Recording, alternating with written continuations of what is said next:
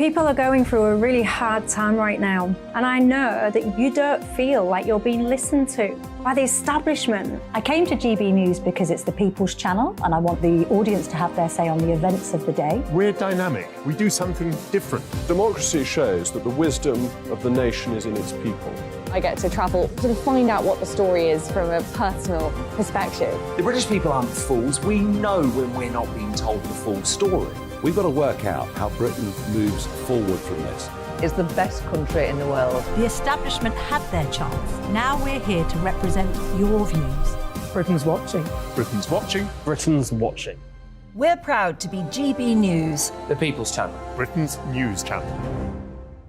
GB News has its own late-night paper preview show, Headliners, where comedians take you through the next day's top news stories. You don't have to bother reading the newspaper, we've got it covered for you. Headliners, every night at 11 p.m. and repeated every morning at 5 a.m. We won't send you to sleep like some of the other paper review shows out there. GB News, the People's Channel, Britain's news channel.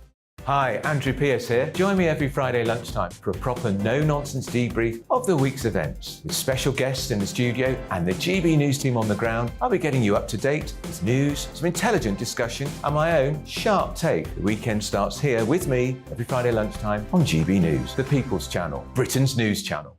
Join me, Camilla Tominey, on Sunday mornings from 9:30, taking the politicians to task and breaking out of SW1 to see how their decisions are affecting you across the UK. Bursting the Westminster bubble every Sunday morning, only on GB News, the People's Channel. Britain's watching. You've probably seen politicians interviewed 1,000 times, but we do it differently. We find out who they really are, we don't shout, we chat, and hopefully we bring a bit of light, not just heat. Did you know Kate Moss? Apparently. Do you have a pair of jeans or a pair of jeans? No, of course I don't. What would I do with them? My friends are like, oh my God, what's she doing now? Join me every Sunday at 6 for Gloria Meets, only on GB News, the People's Channel, Britain's news channel.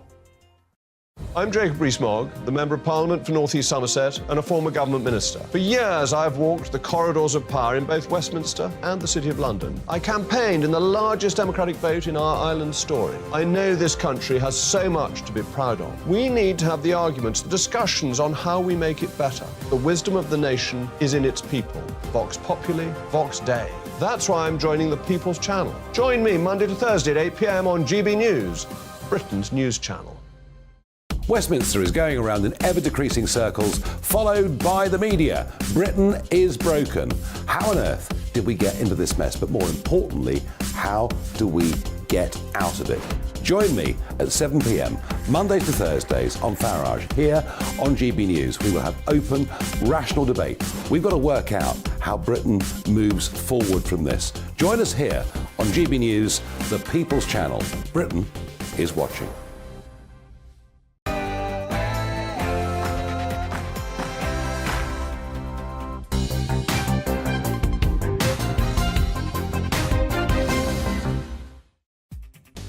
A Brexit breakthrough. The Prime Minister has his best front pages, perhaps, of his premiership. But will the devil be in the detail? We'll explore what's behind this new deal over Northern Ireland. Plus, there's more. Betty Boothroyd, the first female Speaker of the House of Commons, died yesterday, sadly. We'll have tributes from esteemed parliamentarians. And a row in Wakefield over a scuffed Quran. Why have 4 schoolboys been suspended? Have we imported blasphemy laws to the United Kingdom? We'll explore all of that after the headlines.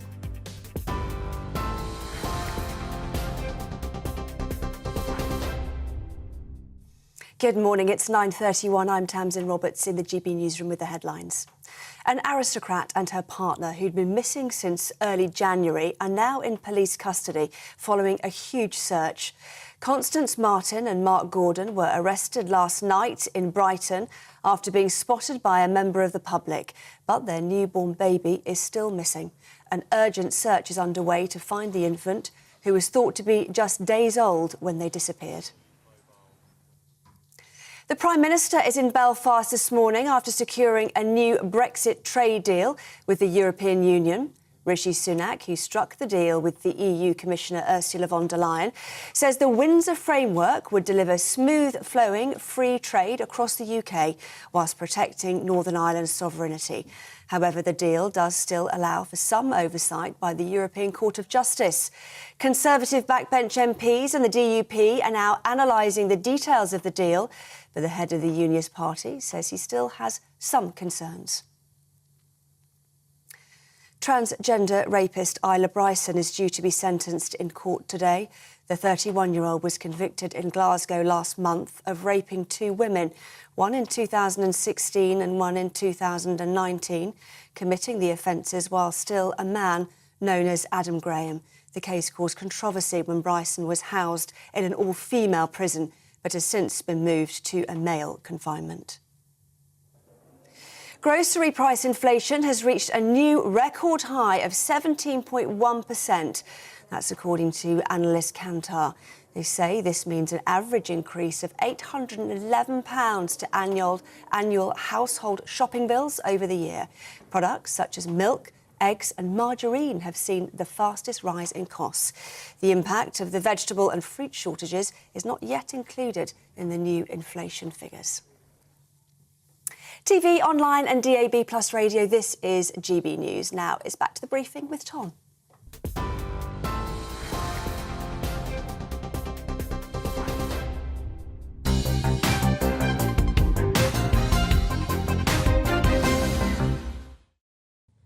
A very good morning to you. It's 9:34 and this is the briefing with me, Tom Harwood, on your TV and your radio. Now, of course, Rishi Sunak did what many people thought was impossible yesterday. Secured a deal, a new deal, with the European Union over the Northern Ireland Protocol. But crucially, this isn't just a deal of a memorandum of understanding of how to implement what had already been agreed. This was fundamental textual changes to the treaty that was signed between the European Union and the United Kingdom. But where does it leave us now, and might, crucially, the DUP get on board? Let's get the very latest now from Belfast with our political editor, Darren McCaffrey. Darren, do we have any more indications of where the DUP are on this deal today? In many ways not, Tom, and the reason I say that is because you have to remember the DUP could be and are somewhat split on this as well. First of all, we heard from people like Ian Paisley Jr., a senior DUP MP last night, and indeed Sammy Wilson, effectively saying that they didn't think at that stage the deal cut the mustard. You contrast that this morning with Jeffrey Donaldson, the leader of the DUP, suggesting that he was kind of cautiously optimistic in some regards about things like the Stormont break, that on his first reading it did look like it might fly. However, ultimately the party is going to take its time. It is going to consult widely. It is consulting with lawyers, and I don't think they're going to be rushed into a decision. I think there are also a few factors to take in play here, and that is politics in Northern Ireland. First of all, and the Prime Minister made this clear, he's in Belfast today, that one of the reasons this deal was so crucial was to get Stormont, the Northern Ireland Assembly, back up and running here ahead of the 25th anniversary of the Good Friday Agreement. Now, clearly that won't happen if the DUP are on boards, and there is a thought process among some people that, you know, the DUP may not be terribly comfortable going back into government with Sinn Féin as the largest party. However, they could come under an awful lot of political pressure to do so. But also politically, there are people even more to the right, or the hard line of the DUP, if you like, on this Brexit deal. Other unionists who take a much stronger position. There are local elections here in Northern Ireland in May, and there's again a sense that maybe the DUP will have to wait to see how people react to all of this, how their constituency, how unionism reacts to all of this before potentially signing up. So there is a prospect that actually we might not know the DUP's firm and fundamental basis on this deal for quite a long time to come. And of course, Rishi Sunak is there in Belfast today. Do we know what his schedule looks like, who he's meeting? This is a salesman's job he has now.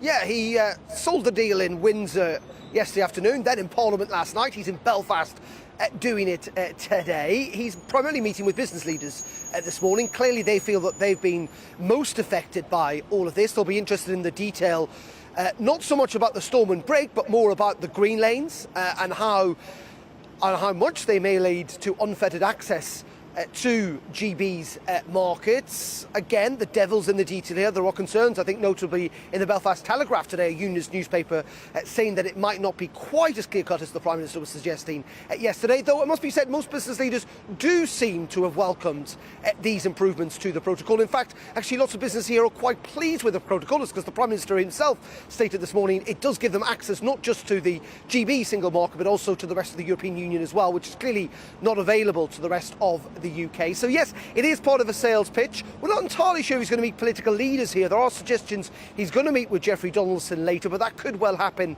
in London. But for the Prime Minister, I don't think he thus far could be much more pleased with the reception that this deal has received.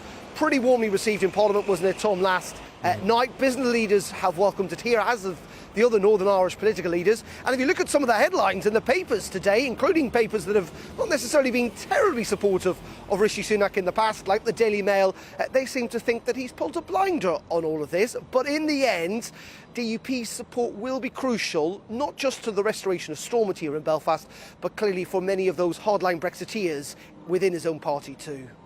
Absolutely fascinating to see that sort of wide-ranging support for something that Rishi Sunak has done. Perhaps for the first time in his premiership, it will be really, really interesting to see what any polling may well say about this in the coming days and weeks. Could this be a turnaround for the Conservative Party? Or perhaps that's too late. I suppose we'll find out. But for now, Darren McCaffrey, thank you for joining us here on The Briefing this morning, live from Belfast.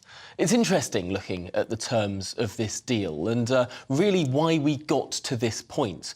Because let's not forget in all of this that the terms of the protocol, as it was originally agreed, were never fully implemented by the UK government. And it does make me wonder whether this was not the plan all along. Get an imperfect deal to just get us out, get us over the line in the first place, and then try and fix up the inevitable deficiencies that were, after all, negotiated under a hung parliament in that very, very tough time of 2019. And, of course, early 2020 with the coronavirus pandemic too. But moving on, yesterday we saw some of these early wins for the government, that positive reaction across the political divide.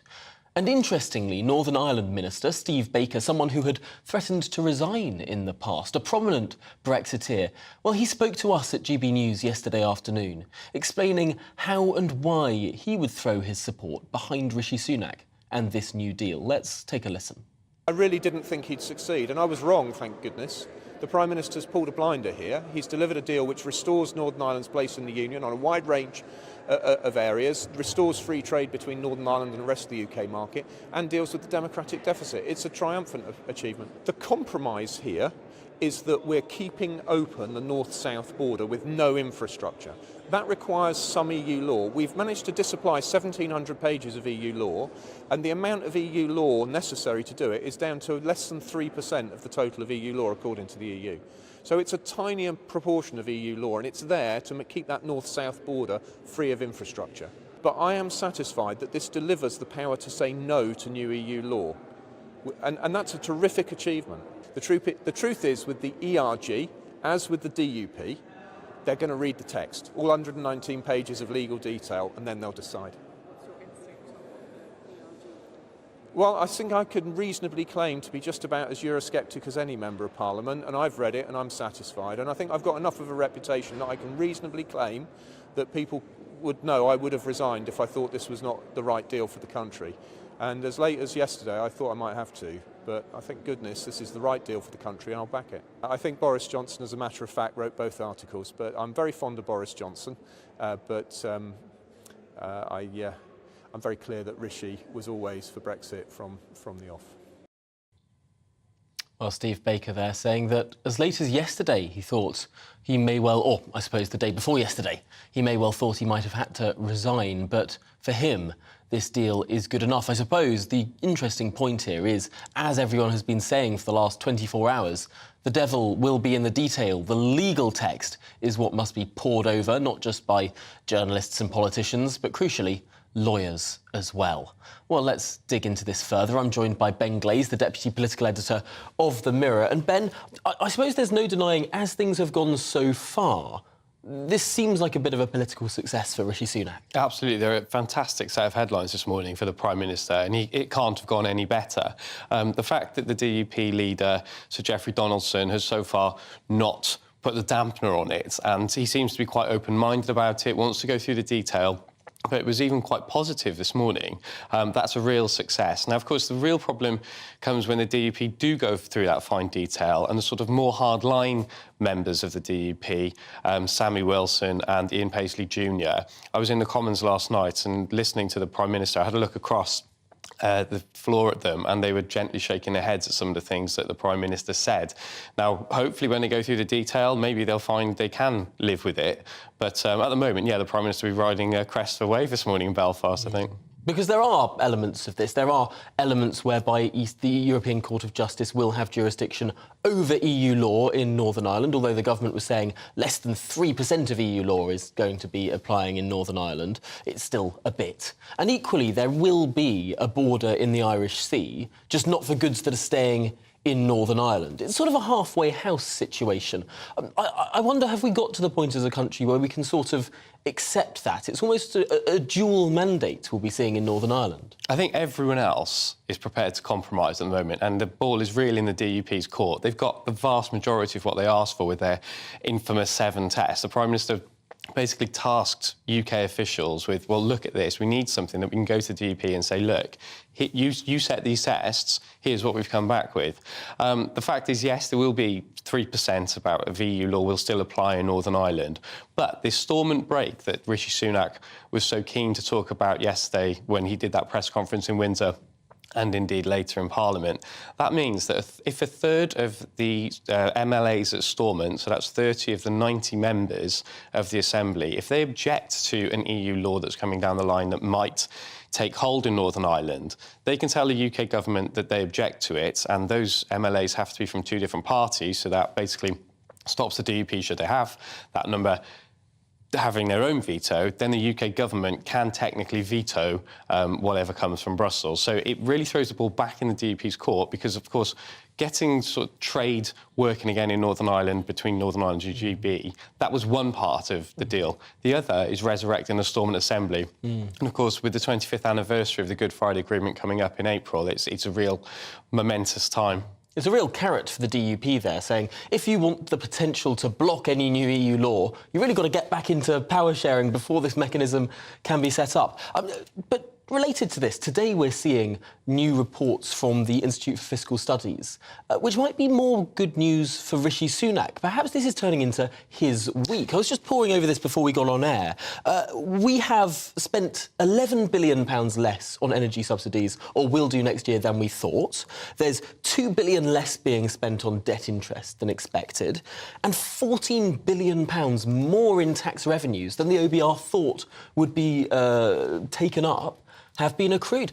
This is a bit of a windfall for the Prime Minister fiscally, as well as perhaps on Northern Ireland politically. Well, and of course, what happens 2 weeks tomorrow is the budget. March 15th, Chancellor Jeremy Hunt will stand up in Parliament and deliver what we're all expecting is going to be a relatively grim budget, and he's got £31 billion extra to play with. Now, the government is obviously keen to stress, privately at least, that that's a one-off. So you can't go scattering that money around, for example, for pay rises in the public sector, because then they'll be built in. So you'd have to find the £31 billion every single year to make it worthwhile. What it could do is give a bit more wiggle room when it comes to energy bills, because at the moment they're due to rise by £500 under the energy price guarantee, even though the wholesale price of gas has fallen dramatically over the past few months. So your bill will go up by £500. Now, if you want a quick win and to use some of that extra cash, if you're the Chancellor, you might decide that your bill's not going to go up by £500 after all. Well, all eyes on number 11 Downing Street for the start of, or the mid of next month. But let's look a little bit deeper at that as it gets closer. But of course, the only thing... The protocol, this new framework, the Windsor Framework, as we're supposed to call it, wasn't the only story in Westminster yesterday. A minute's silence, of course, was held in the chamber following the death of the political and parliamentary icon, Betty Boothroyd, the first female Speaker of the House of Commons. Now, breaking over 700 years of parliamentary tradition, Betty Boothroyd passed away at the age of 93 years on Sunday. And we spoke to a couple of MPs who knew and loved her yesterday. Betty Boothroyd was an icon. I mean, she was a woman who broke the mould, and she sent messages to people like me as a young girl that it was possible to become a Member of Parliament. So she's someone who's going to be sorely missed. Even in her 90s, you could see her around the place active, and the world's not the same without her. We all knew her as Betty. She had the acceptance and control over the whole chamber because she had a warmth and a speed of thought, and you need that as a deputy speaker or as a speaker to control the whole chamber, to deal with the difficult individuals at any moment. But she had a lovely warm side to her privately as well. She was a chronic smoker, and for her sessions when she was sat in the chair as deputy speaker, she would need to nip out into the corridor to have a cigarette, which she did, and you're not allowed to leave the Speaker's chair empty. So she used to get a government backbencher to sit in the chair in her place. I used to drink with her in Annie's bar. She would talk quite openly about the fact that she was irritated or frustrated or enjoying herself in the chair at any given time, but she would never, ever disclose who had irritated her, who had pleased her. She kept the secrecy of the impartial deputy speaker and speaker at all times. A wonderful woman. Well, nice to reflect there on a huge figure in Parliament, someone who clearly has left quite a legacy there. And Ben Glaze still is with me here from the Daily Mirror. Betty Boothroyd really does carry that sort of unique thing in politics. Widespread respect across the political spectrum. It was really nice listening to that tribute there from Conservative peer Robert Hayward about her going out for a crafty fag in the middle of a debate. Made me chuckle. I remember growing up as a child watching the evening news, and it was during the times of the Maastricht debate. You know, we were talking earlier about Brexit and divisions over the EU, and of course you had a Conservative government that had a small majority. You had nightly votes where they were backbench rebels, and of course she was in the chair declaring them, and her voice just came through, and you know, that strong West Yorkshire accent. Yeah, she was a towering figure, and people yesterday around Westminster, you know, speaking of their memories of her and how much loved she was. And I suppose 93 years, a good innings and a good legacy to leave. But for now, I want to turn our attention to Cleethorpes High School in Wakefield, where, I beg your pardon, I want to turn our attention to Kettlethorpe High School in Wakefield, where 4 boys have been suspended. Why? Because they slightly scuffed a book, seemingly unintentionally. A book that the boys themselves had purchased. So why is this Wakefield school delivering a surprisingly harsh punishment for what many might see as normal teenage carelessness? Sadly, this is not due to a newfound sense of rigorous, consistent discipline. No, this is about a school acquiescing to a baying mob. Because the book we're talking about, the book that became slightly scuffed, happened to be a copy of the Quran. Now, local Labour councillor Usman Ali declared that the Quran had been, quote, desecrated at the school, calling it a, quote, terrible provocation. Those watching on television could see the book there, slightly scuffed. Now, the school suspended the boys from their studies, from their education, after consulting with the police and, quote, community leaders. Now, to remind everyone, this is the United Kingdom. We do not have formal blasphemy laws, and even if we did, these boys didn't rip up or burn the book. Again, it got slightly scuffed. What on earth is going on here? How did these boys end up suspended? And to what extent are our schools baying to these sort of mobs? Well, Ben Sixsmith is the online editor at The Critic, and I'm delighted to say joins me live this morning. Ben, this is the most remarkable story. It almost boggles the mind. Can you talk us through exactly the timeline of events here? How did these boys end up suspended? So apparently one of the boys was dared to bring a Quran into school by his friends while they were playing. some kind of PlayStation game online. And once he'd brought the Quran into school, teenage boys, as teenage boys naturally do, they didn't take 100% care of it. It got a bit scuffed.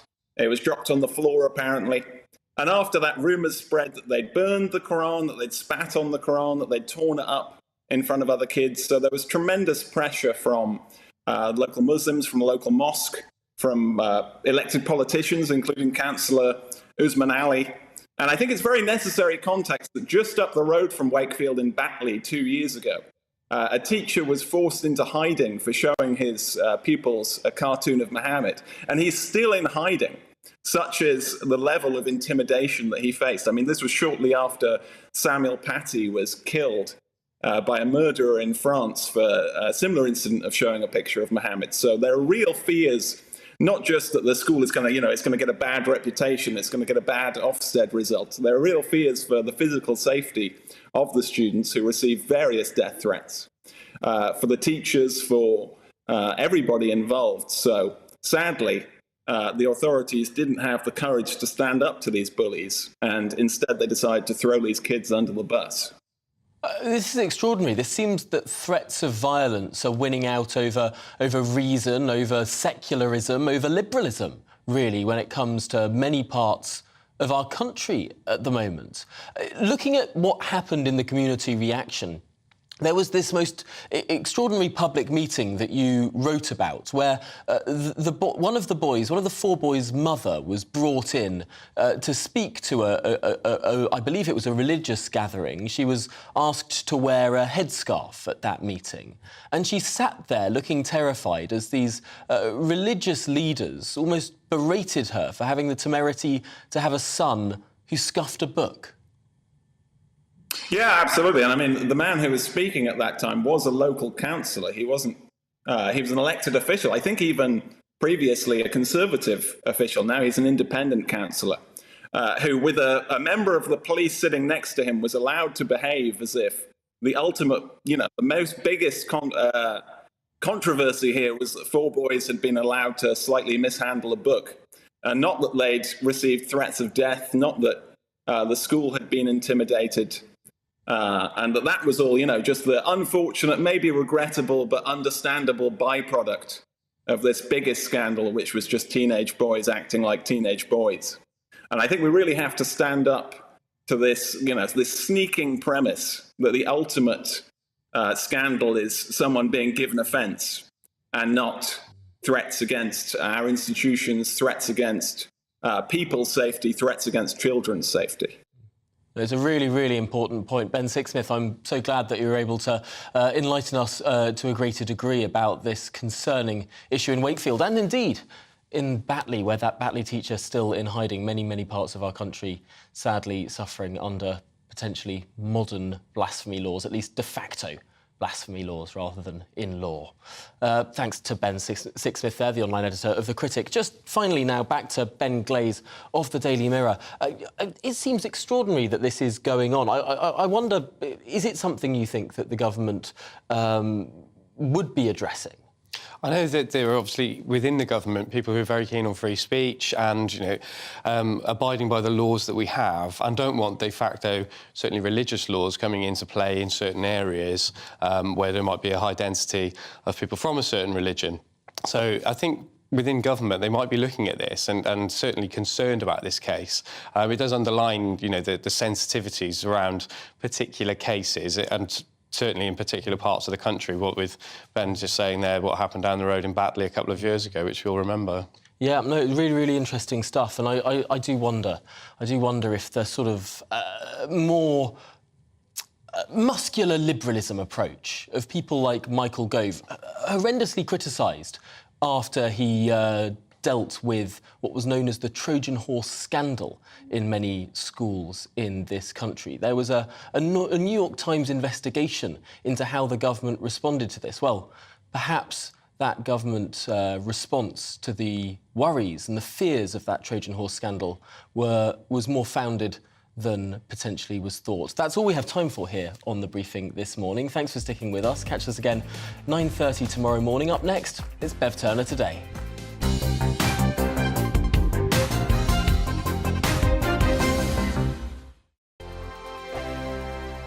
I joined GB News because I was sick and tired of not hearing my views being represented, not just mine, but so many people that I knew and spoke to. I just couldn't get my voice out there. I couldn't say anything, I couldn't do anything. Whatever the narrative was, I kind of had to follow it. GB News is there to provide a voice for those who have been ignored by the establishment media. We think different things, we've got a different style. GB News is here to be optimistic and positive about the future. It's real kind of dynamic and